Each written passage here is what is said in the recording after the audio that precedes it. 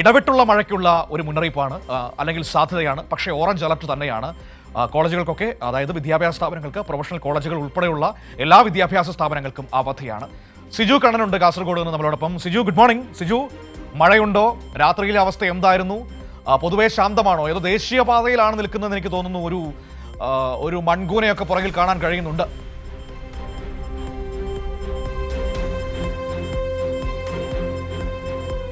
മനു, ഞാനിപ്പോൾ നിൽക്കുന്നത് ചെറുവത്തൂർ ദേശീയപാതയിലാണ്. കാസർഗോഡ് മഴയ്ക്ക് കുറവുണ്ടായിട്ടുണ്ട്. കഴിഞ്ഞ ദിവസം രാത്രി ശക്തമായ മഴയുണ്ടായിരുന്നു. എങ്കിലും ഇപ്പോൾ രാവിലെ നേരമാകുമ്പോൾ ആകാശം തെളിഞ്ഞു വരുന്നു, ആശങ്കകൾ മാറുന്നു. കഴിഞ്ഞ ദിവസങ്ങളിൽ അതിശക്തമായ മഴയും മലയോര മേഖലയിൽ ഉൾപ്പെടെ മണ്ണിടിച്ചിലും ഉൾപ്പെടെ ഉണ്ടായതിൻ്റെ അടിസ്ഥാനത്തിൽ വലിയ ആശങ്ക കാസർഗോഡിൻ്റെ വിവിധ മേഖലകളിലുണ്ടായിരുന്നു.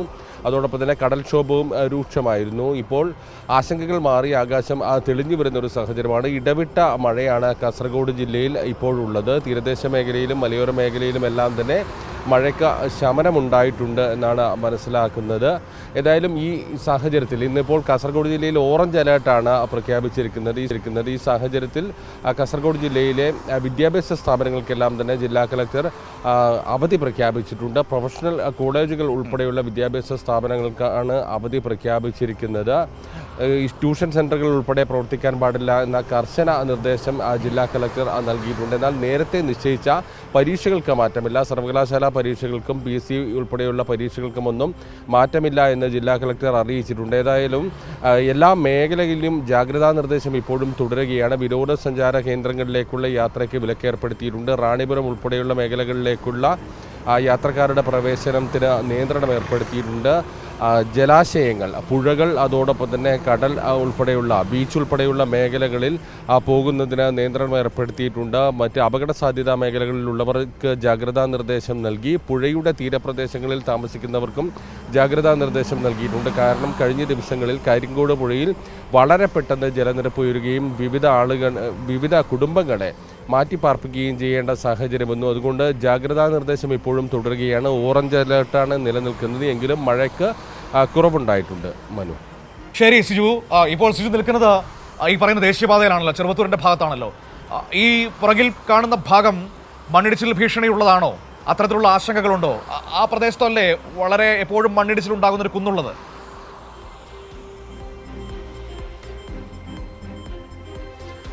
മനു, ഞാനിപ്പോൾ നിൽക്കുന്നത് ചെറുവത്തൂർ ദേശീയപാതയിൽ വീരമലക്കുന്നിനടുത്താണ്. വീരമലക്കുന്നിൻ്റെ ദൃശ്യങ്ങൾ നമുക്ക് കാണാം. വളരെ അപകട സാധ്യത ഉള്ള ഒരു മേഖലയാണിത്. വീരമലക്കുന്നിൽ കഴിഞ്ഞ മഴക്കാലത്ത് മണ്ണിടിച്ചിലുണ്ടാവുകയും വലിയ അപകടമുണ്ടാവുകയും ചെയ്തു. വിവിധ വാഹനങ്ങൾ അതിൽ അപകടത്തിൽപ്പെടുന്ന ഒരു സാഹചര്യം ഉണ്ടായിരുന്നു. തലനാരിഴക്കാണ് ആളുകൾക്ക് അപായം സംഭവിക്കാതെ എന്ന ഈ അപകടം വഴിമാറിപ്പോയത്. ഇപ്പോൾ നമുക്ക് ഈ ദൃശ്യങ്ങളിൽ കാണാം. ഒരു അശാസ്ത്രീയമായ രീതിയിലുള്ള മണ്ണെടുപ്പ് മൂലം വലിയ ബുദ്ധിമുട്ടുണ്ടായ മേഖലയാണ് വീരമലക്കുന്ന്. ഈ കുന്നിൽ ഇപ്പോഴും നിർമ്മാണ പ്രവർത്തനങ്ങൾ നടന്നുകൊണ്ടിരിക്കുന്നു. മണ്ണിടിച്ചിൽ തടയുന്നതിനാവശ്യമായ ഒരു ഇടപെടൽ ഉണ്ടാകണമെന്ന് പലതവണ അധികൃതർ നിർദ്ദേശം നൽകിയിട്ടും ഈ മേഖലയിൽ ഇപ്പോഴും അശാസ്ത്രീയമായ രീതിയിൽ നിർമ്മാണം നടക്കുന്നു. ഇപ്പോൾ നമുക്ക് ഈ ദൃശ്യങ്ങളിൽ കാണാൻ സാധിക്കുന്നത് കഴിഞ്ഞ മഴക്കാലത്ത് മണ്ണിടിച്ചിൽ ഉണ്ടായതിനെ തുടർന്ന് ഈ കയർ ഭൂവസ്ത്രം വിരിച്ചുകൊണ്ട് ഒരു സുരക്ഷാ ഭിത്തി ഒരുക്കണം, പല തട്ടുകളായി തിരിച്ച് സുരക്ഷാ ഭിത്തി ഒരുക്കണമെന്ന നിർദ്ദേശം നൽകിയതിൻ്റെ അടിസ്ഥാനത്തിലുള്ള പ്രവർത്തികളാണ് നടന്നുകൊണ്ടിരിക്കുന്നത്.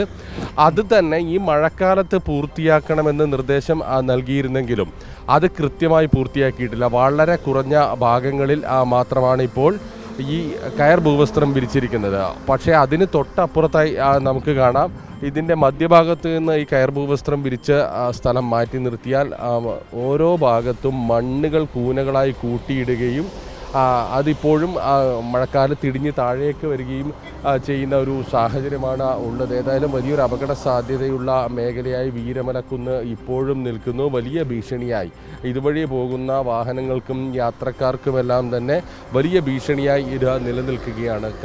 മുമ്പ് ഈ മഴ പെയ്യുന്ന സമയത്ത് അതിലൂടെ യാത്രയ്ക്ക് ഏതെങ്കിലും തരത്തിലുള്ള നിയന്ത്രണങ്ങൾ ഏർപ്പെടുത്താറുണ്ടോ? ഏതെങ്കിലും ബദൽ റോഡുകൾ വഴി വാഹനങ്ങൾ പോകണമെന്ന് പറയാറുണ്ടോ? അതോ പെരുമഴയത്തും ഇതുവഴി തന്നെയാണോ നമ്മൾ പോകേണ്ടത്?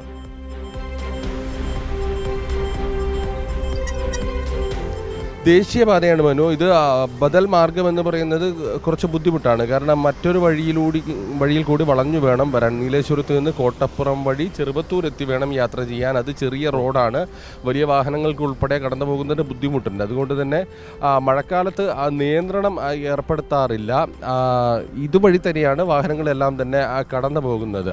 പക്ഷേ അതിൻ്റെ ഒരു ഗൗരവം ഈ നിർമ്മാണ കരാറുകാരായ മേഘ എഞ്ചിനീയറിംഗ് കമ്പനി ഉൾപ്പെടെയുള്ള ആളുകൾക്ക് ഇല്ല എന്നാണ് മനസ്സിലാക്കുന്നത്. കാരണം ഈ കയർ ഭൂവസ്ത്രം ഉൾപ്പെടെ വിരിച്ചുകൊണ്ട് പ്രശ്നം പരിഹരിക്കുന്നതിന് മണ്ണിടിച്ചിൽ തടയുന്നതിന് വേണ്ടിയുള്ള ഒരു നിർദ്ദേശം നേരത്തെ നൽകിയിരുന്നെങ്കിലും ഈ മഴക്കാലത്തിന് മുമ്പായി ആ നിർമ്മാണ പ്രവൃത്തികൾ പൂർത്തിയാക്കണമെന്ന് പറഞ്ഞിരുന്നെങ്കിലും ആ നിർമ്മാണ പ്രവൃത്തികൾ ഒന്നും തന്നെ പൂർത്തിയാക്കിയിട്ടില്ല. ഇതിൻ്റെ മധ്യഭാഗത്ത് കാണാം, സ്വാഭാവികമായി എല്ലാ മഴക്കാലത്തും ഈ കുന്നിന് മുകളിൽ പെയ്യുന്ന വെള്ളം ഒലിച്ചിറങ്ങുന്ന ഒരു മേഖലയാണ്.